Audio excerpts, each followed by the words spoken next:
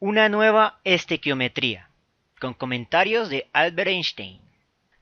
Esa nueva estequiometría puede no resultar tan sencilla a simple vista, sobre todo por la extensión de esta presentación. Sin embargo, me permite contar una historia hilada a través de ecuaciones matemáticas y de muchas personas que intervinieron en ellas.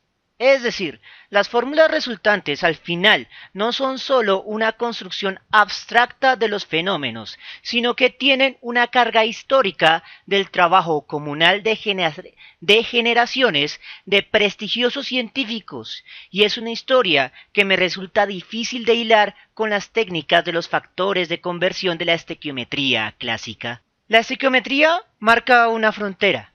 Hemos visto que una de las características de las ciencias de la naturaleza modernas es un uso más frecuente de métodos matemáticos, a tal punto que una ciencia que no use matemáticas es un chiste mal contado. En química, los estudios estequiométricos marcan el estudio del uso por parte de los químicos de herramientas matemáticas de modo muy evidente. El primero en integrar las matemáticas a la química fue Jeremias Benjamin Richter. Como químico, Richter es responsable de algunas de las primeras determinaciones de las cantidades en peso de las sustancias que reaccionan en parejas. Impulsado por sus resultados en mediciones de masa de reacciones entre ácidos y bases, Richter llegó a la conclusión de que la química era una rama de las matemáticas aplicadas, aunque el problema es que las notaciones matemáticas y químicas de Richter son un producto de su peculiar tiempo, donde aún se mezclaban los símbolos alquímicos de los cuales nuestra moderna simbología química desciende. Por ello sus resultados parecen hechizos alquímicos. El objetivo de la estequiometría es calcular una cantidad de una sustancia desconocida a la que llamamos la incógnita a través de una sustancia conocida a la que llamamos el dato. Richter demostró que las cantidades en reacción de parejas de sustancias, fueran estas ambos reactivos, ambos productos o reactivos y productos, siempre en parejas, no eran caprichosas, sino valores que al relacionarse entre sí daban relaciones constantes. En matemáticas generalmente las relaciones de proporcionalidad toman la forma de ecuaciones de la recta, en la que la pendiente es una constante de proporcionalidad que llamamos k, cuando no conocemos su valor exacto. Ahora, ¿qué tiene que ver esta constante con lo que dijimos anteriormente? Resulta que en los primeros experimentos Richter tomaba masas conocidas tanto de la sustancia que posteriormente sería la incógnita como de la masa que posteriormente sería el dato. Por lo que si despejamos la constante, obtenemos lo siguiente. Para conocer la constante de proporcionalidad se pueden tomar dos estrategias. La primera, evidentemente, la que hicimos aquí, fue despejar la constante. Si se despeja la constante y se obtienen las masas conocidas de la pareja de sustancias, se puede calcular el valor de dicha constante. El valor obtenido es un cociente de masas, o lo que Richter y sus contemporáneos denominaban proporciones cuantitativas o relaciones de masa en la que los elementos químicos se encadenan unos a otros.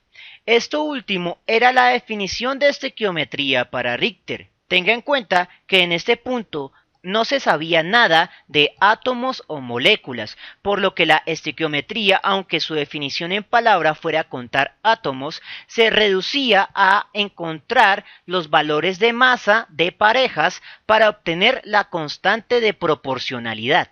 Con el conocimiento de la masa equivalente, que era el nombre de esta constante de proporcionalidad, se pueden calcular las masas de una incógnita a través de un dato en reacciones semejantes, pero con cantidades diferentes.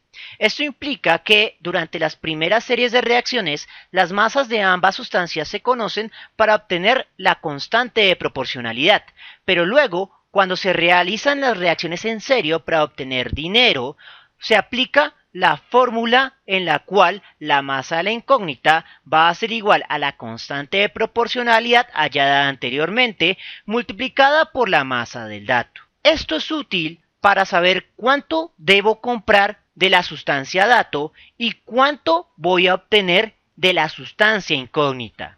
En caso de que la masa del dato sea la sustancia reactiva más costosa y la masa de la incógnita sea el producto más valioso que puedo obtener, esto trae implicaciones fuertemente económicas.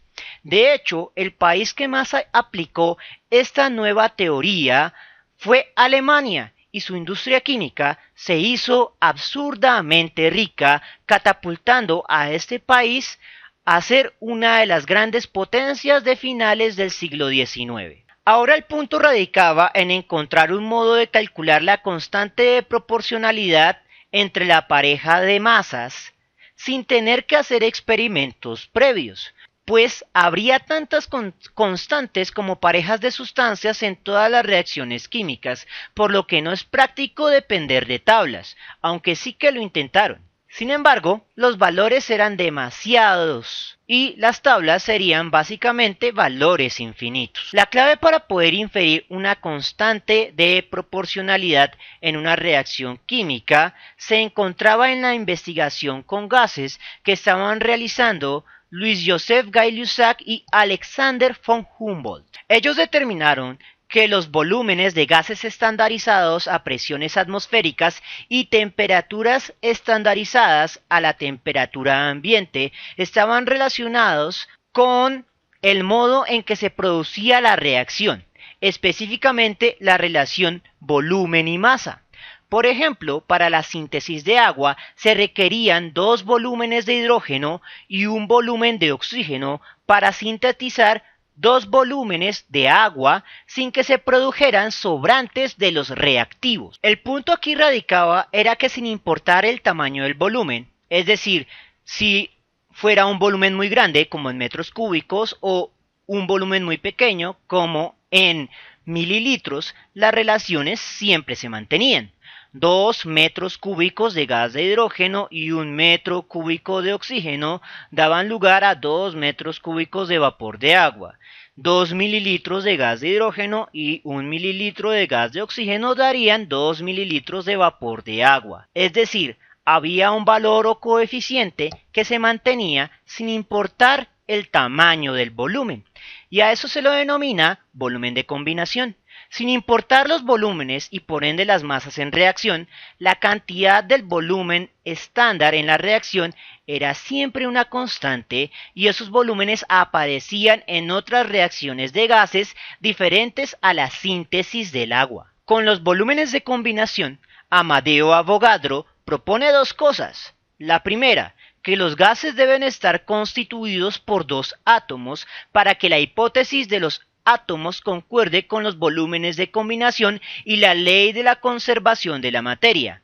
Antes de eso se pensaba que los gases tenían un solo átomo, pero esa hipótesis no podía concordar con los volúmenes de combinación.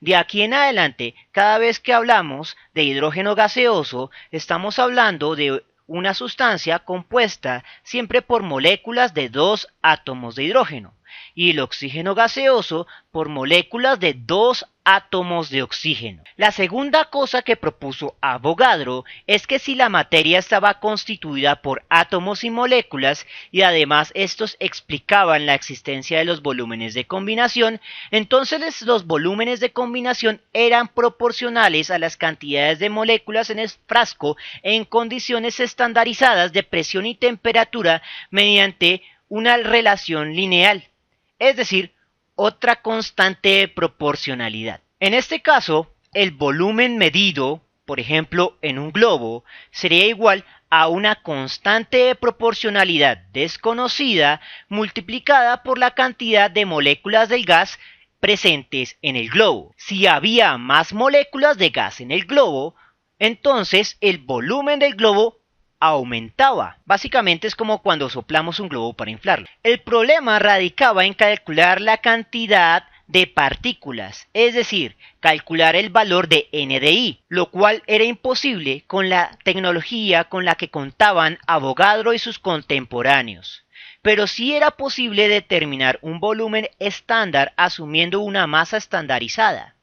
Eso debido a que el número de partículas, o n de i, debía ser proporcional a la masa en gramos de una sustancia. Como la cantidad de partículas es lo que define la masa de la sustancia, simplemente lo que hicieron fue hacer el machetazo, reemplazar el número de partículas de la sustancia por la masa de la sustancia. Evidentemente eso cambiaría el valor de la constante de proporcionalidad, pero recuerde que siempre usamos esta K para inferir constantes cuyos valores no conocemos. De esta manera, ahora la constante tendría unidades de masa y volumen. Y esta constante volumétrica dependiente de la masa podía determinarse tomando masas, temperaturas y volúmenes constantes estandarizados arbitrariamente. El siguiente paso nos lo sugiere la propia ecuación. Es posible determinar esta constante, a la cual llamaremos momentáneamente como constante volumétrica, simplemente tomando un volumen y dividirlo entre una masa constante. Esta masa constante no era otra que la masa de los frascos o globos que se habían empleado para obtener o deducir los volúmenes de combinación. La masa estandarizada se eligió precisamente por medio de estos volúmenes de combinación, estandarizándola hacia el hidrógeno gaseoso y el oxígeno gaseoso.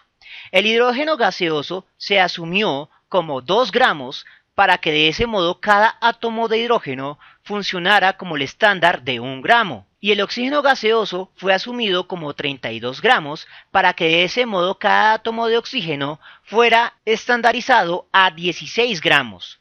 Empleando estas dos sustancias y otras series de reacciones de gases elementares, se pudieron obtener las masas estandarizadas por medio de la cual era posible calcular la constante volumétrica. Sin embargo, o mejor dicho, como se esperaba, sin importar la respuesta de la masa estandarizada, ya fuera por ejemplo 2 gramos para el gas de hidrógeno o 32 gramos para el gas de oxígeno, el volumen o la constante volumétrica siempre se arrojaba en un valor constante. Ese valor constante era de 22,4 litros sobre la masa en gramos estandarizada que se tomaba. Sin embargo, cuando se completaba la división, la constante volumétrica dejaba de ser una constante, porque por ejemplo, para el hidrógeno, la solución del cociente me daba 11,2 litros sobre gramo,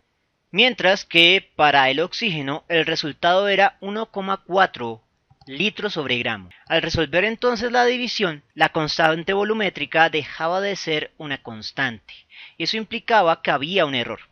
El error no podía estar en el volumen, ya que cuando se realizaba la determinación con una masa estandarizada, el volumen real experimental del globo siempre era 22,4 litros. Por lo tanto, el error debía estar en el modo en que se estaba midiendo la masa estandarizada. Adicionalmente, tengamos en cuenta que esta masa estandarizada, al ser diferente de cualquier masa medida, se le da el nombre de masa molar en la actualidad y tiene un símbolo propio, M mayúscula. La primera ruta para poder resolver este problema fue realizar un pequeño truco matemático. Cuando se dividen dos variables, generalmente se obtiene un valor constante. Cuando se dividía cualquier masa en gramos de un gas entre su masa estándar, se generaban valores mucho más manejables, que de hecho coincidían con las magnitudes de los volúmenes estándar.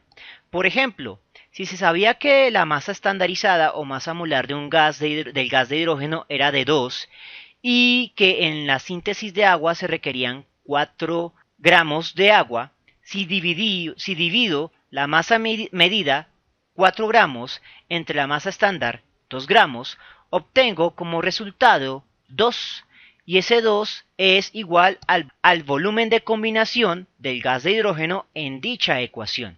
Ahora, ¿en qué radicaba la genialidad de este truco?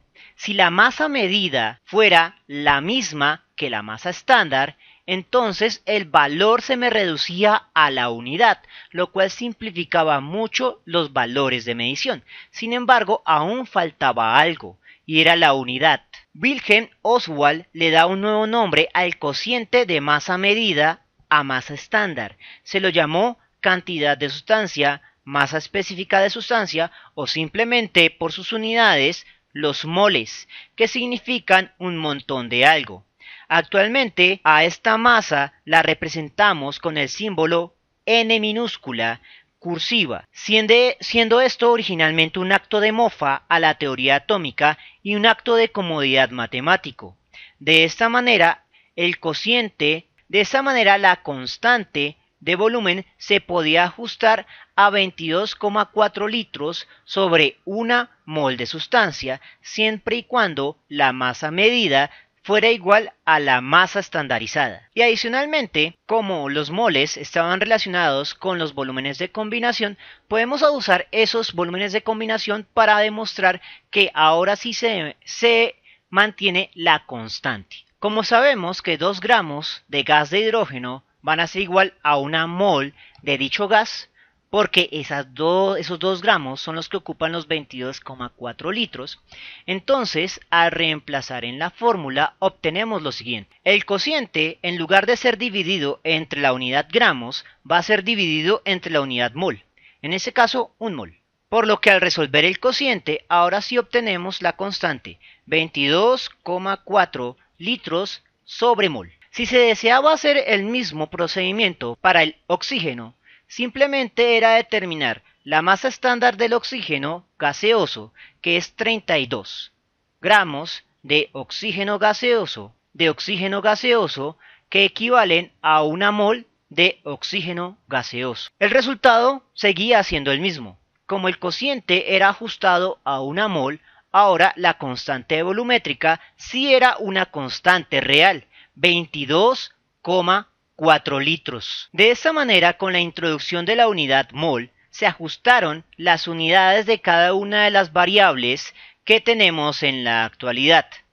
M minúscula va a ser empleada para la masa medida en gramos, también llamada masa no específica, ya que gramos puede estar expresado en otras unidades de masa como kilogramos, libras, etc. Pero generalmente está en gramos. La masa específica se denomina así porque siempre va a estar en moles. La masa molar es la masa estandarizada que depende del tipo de sustancia. Por ejemplo, para el gas de hidrógeno eran 2 gramos, para el gas de oxígeno eran 32 gramos, para el gas de nitrógeno eran 28 gramos, siempre sobre moles. El volumen molar, por lo tanto, es una constante real. Sin importar el tipo de sustancia, siempre se medía como 22,4 litros por cada mol de sustancia. Observe que las unidades indican el modo en que se calcula. Por ejemplo, la masa molar será el cociente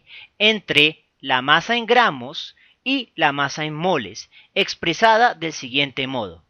Masa molar va a ser igual a la masa en gramos dividido la masa en moles. Esa formulita es bastante útil para hacer cálculos estequiométricos y cálculos de unidades de concentración. Como hemos visto anteriormente, los moles eran una representación de los volúmenes de combinación, por lo que debían estar relacionados con la cantidad de partículas, nuevamente por medio de otra constante de proporcionalidad. Sin embargo, no fue sino hasta el siglo XX, gracias al trabajo de Albert Einstein y Jean Perrin, que la constante entre el número de partículas y la masa de la sustancia medida en moles fue determinada. En la actualidad se asume aproximadamente como 6,022 por 10 a la 23 partículas por cada mol de sustancia, donde partículas será reemplazado por átomos, moléculas o iones, dependiendo del sistema del cual usted esté analizando. En resumen, los moles son iguales a los volúmenes de combinación si ignoramos las unidades. Es por esto que en la estequiometría clásica, los coeficientes estequiométricos, que son los mismos volúmenes de combinación, se expresan en unidades de moles. La interpretación molecular dicta que los volúmenes de combinación en su más mínima expresión representan las cantidades de moléculas que intervienen en una reacción química. Podemos tener volúmenes absolutos más grandes o más pequeños, pero la cantidad mínima de moléculas es absoluta, una real constante. Por ejemplo, en la reacción de síntesis de agua, yo puedo tener medio litro de gas de hidrógeno que reacciona con un cuarto de litro de oxígeno para obtener medio litro de vapor de agua, o puedo tener 4 litros de gas de hidrógeno que reaccionan con 2 litros de gas de oxígeno para obtener 4 litros de vapor de agua. Aunque las proporciones se mantienen, los valores de volúmenes pueden cambiar aumentando o disminuyendo, pero la cantidad de moléculas es una constante real. En un solo ciclo de reacción, dos moléculas de hidrógenos y no menos van a reaccionar con una molécula de oxígeno y no menos para formar dos moléculas de agua y no menos. Los coeficientes son absolutos cuando asumo la perspectiva molecular. Debido a que en la interpretación molecular los volúmenes son atómicamente minúsculos, se los representa en lugar de la V mayúscula de volumen con una V minúscula, que implica precisamente eso, que los volúmenes son volumencitos chirriquiticos, a los cuales les damos el nombre de coeficiente estequiométrico. En la interpretación molecular, los coeficientes estequiométricos también se visualizan como la cantidad mínima posible de partículas, y por lo tanto podemos reemplazar el coeficiente estequiométrico en la ecuación de la ley de Avogadro, reemplazando número de partículas por coeficiente estequiométrico. Y una vez que llegamos a estas dos fórmulas, la que me relaciona la cantidad mínima de partículas como coeficiente estequiométrico igual al número de Avogadro y a la cantidad en moles de una sustancia, y a la segunda relación de la masa molar de una sustancia como la masa en gramos dividida a la masa en moles, es que podemos deducir las 4 leyes de la estequiometría básica. Ahora, toda la carreta que me he echado hasta el momento, usted la puede olvidar, aunque es conveniente que la sepa. El punto es que para poder deducir las relaciones de la estequiometría básica, simplemente es saber estas dos ecuaciones. Vamos a deducir, por lo tanto, la primera relación estequiométrica, la que va de mol a mol. Tenga en cuenta que la definición original de estequiometría, denominada como el arte de encontrar las proporciones cuantitativas o relaciones de masa en la que los elementos se encadenan unos a otros, matemáticamente implica que debemos hallar un cociente. En otras palabras, dividir una relación de una sustancia incógnita entre una relación de una sustancia dato. O lo que es lo mismo, voy a tener que dividir esta ecuación entre sí misma. Las sustancias medidas, o I, arriba, las voy a asumir como la incógnita, lo que voy a querer encontrar. Y abajo voy a colocar como su índice las sustancias dato, lo que tengo para calcular. El número de Avogadro es una constante, por lo tanto no se altera. Esta fórmula se puede simplificar. Como el número de Avogadro está multiplicando y dividiendo, lo puedo cancelar, con lo cual obtengo esta relación. El cociente de coeficientes estequiométricos debe ser igual al cociente de moles de la sustancia incógnita y dato. Por lo tanto, si quiero calcular los moles de la incógnita, simplemente debo despejar, pasando los moles del dato de dividir a multiplicar. Ahora, para que quede más elegante, simplemente expreso la variable despejada a la izquierda, con lo cual obtengo esta relación.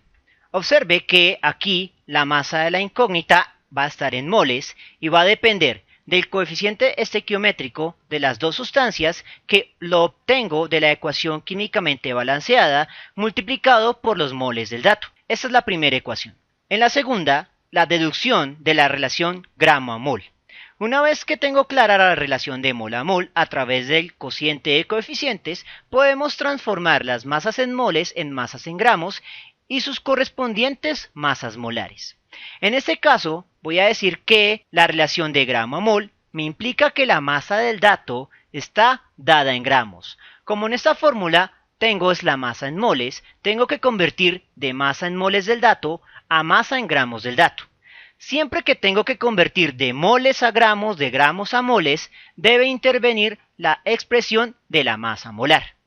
Voy a despejar la masa en moles de esta fórmula, pasando moles de dividir a multiplicar y masa molar de multiplicar a dividir. Ahora, como es de la sustancia dato, entonces voy a alterar los subíndices para que sean del dato. Moles del dato va a ser igual a la masa en gramos del dato dividido la masa molar del dato. Entonces recuerde que la masa en gramos del dato va a venir en el enunciado y la masa molar se extrae de los datos en la tabla periódica. Estas ecuaciones se pueden resolver numéricamente por separado o lo más conveniente es acoplarlas. Entonces puedo reemplazar los moles del dato por lo que vale en términos de su masa en gramos y su masa molar.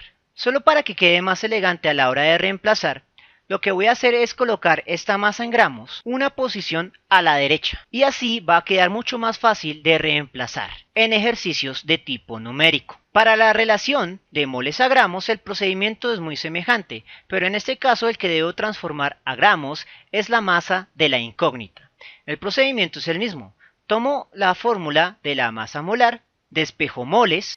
Como son los moles de la incógnita lo que necesito, entonces altero los subíndices. Una vez que tengo esto, reemplazo este valor en lo que vale la masa de la incógnita. Lo único que nos resta es despejar la masa en gramos de la incógnita, pasando la masa molar de la incógnita de dividir a multiplicar. Y esta es la tercera fórmula. En la última fórmula, ambas masas en moles deben reemplazarse por sus formas en gramos. Entonces vamos a hacerlo un poco más rápido. En ambos casos, la conversión siempre va a ser despejando los moles de la fórmula de la masa. Para el caso de la sustancia dato, va a ser masa en gramos del dato y la masa molar del dato. Pongo esto un poco a la derecha para que me quede más fácil de reemplazar en ejercicios numéricos. Para los moles de la incógnita, simplemente repito el mismo procedimiento, reemplazo. Esto va a ser de la incógnita y esto también de la incógnita. Despejo la masa en gramos de la incógnita, con lo cual obtengo una fórmula universal que me permitirá calcular la masa en gramos de la incógnita por medio de la masa en gramos del dato, con las masas molares de ambas sustancias y los coeficientes estequiométricos de ambas sustancias. Estas fórmulas solo se tienen que deducir una vez. Observe que los términos de masas molares y coeficientes estequiométricos son todos constantes, unos saliendo de la ecuación balanceada y otros de la tabla periódica, por lo que son de hecho los términos por los que se calculaba la constante de proporcionalidad que Richter estableció como la definición de estequiometría, que bien merecía el nombre de constante de Richter, aunque claro, esto no está en ningún libro de texto aún. En la siguiente lección miraremos cómo usar estas 4 ecuaciones.